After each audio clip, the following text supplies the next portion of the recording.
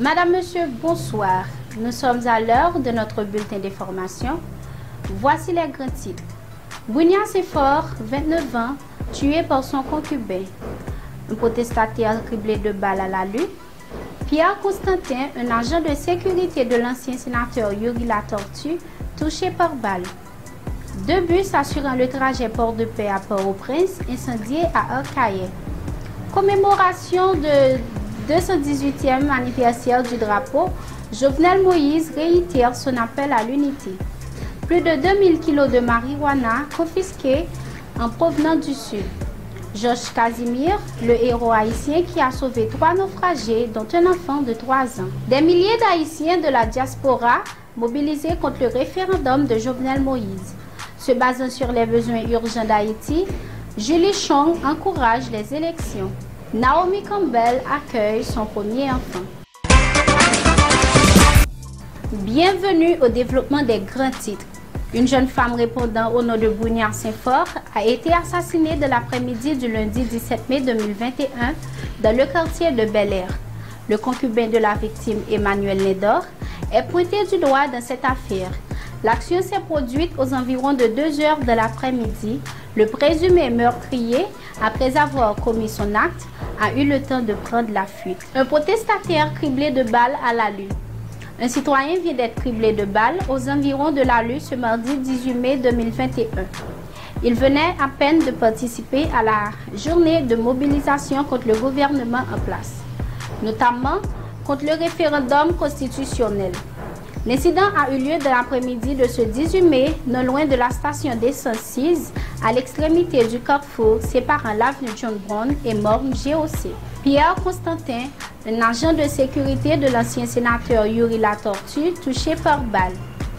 Pierre Constantin, l'un des agents de sécurité rapprochés de l'ancien sénateur Yuri Latortue, a reçu plusieurs projectiles dans l'après-midi de ce 18 mai 2021 sur l'autoroute de Delma.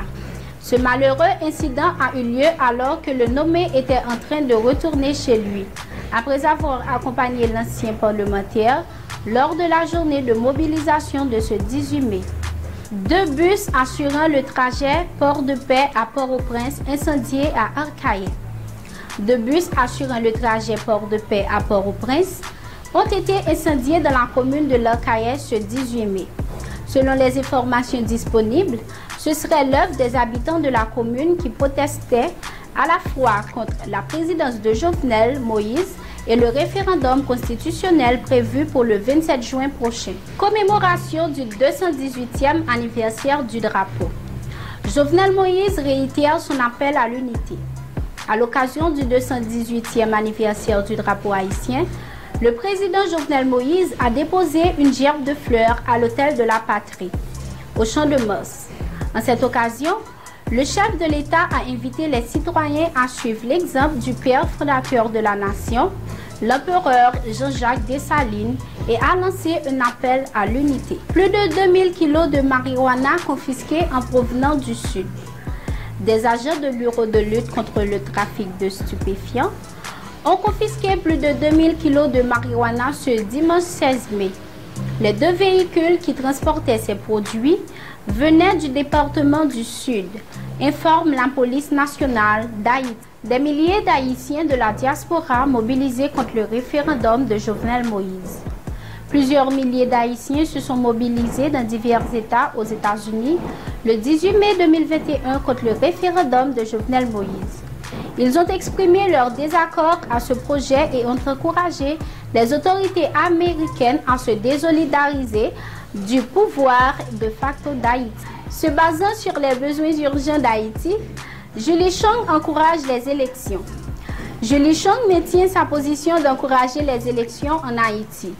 Dans une déclaration parvenue le 18 mai 2021 à notre rédaction, elle souligne que les besoins des Haïtiens sont trop urgents pour que les élections soient encore retardées. Georges Casimir, le héros haïtien qui a sauvé 3 naufragés dont un enfant de 3 ans.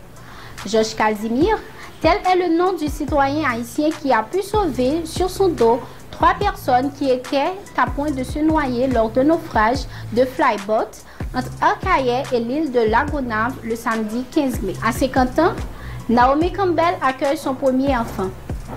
La top modèle star des podiums des années 90 a partagé sur les réseaux sociaux une photo de sa main portant les pieds de son enfant. Madame, Monsieur, nous sommes arrivés à la fin de ce bulletin d'information. Nous vous lisons certains grands titres. Un protestataire criblé de balles à la lue. 2 bus assurant le trajet Port-de-Paix à Port-au-Prince incendiés à Arcahaie.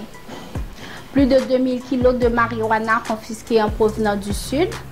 Georges Casimir, le héros haïtien qui a sauvé 3 naufragés, dont un enfant de 3 ans. Des milliers d'Haïtiens de la diaspora mobilisés contre le référendum de Jovenel Moïse. À 50 ans, Naomi Campbell accueille son premier enfant. Merci d'avoir suivi. Au revoir.